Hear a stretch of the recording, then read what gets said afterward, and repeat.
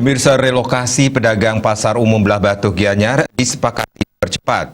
Kesepakatan itu diambil berdasarkan rapat yang digelar bersama Wakil Bupati Gianyar, Sekda, BPBD, Disperindak, BPKAD, dan Asisten Rabu kemarin.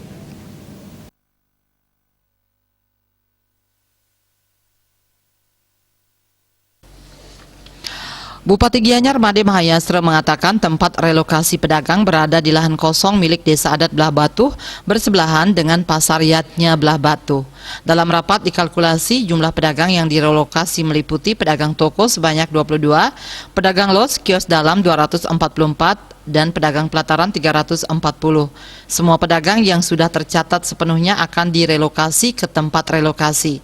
Dikatakan material untuk membangun pasar relokasi ini akan menggunakan bahan bekas pasar relokasi Sutasoma. Material ini pernah digunakan saat relokasi pedagang pasar Seni Sukawati.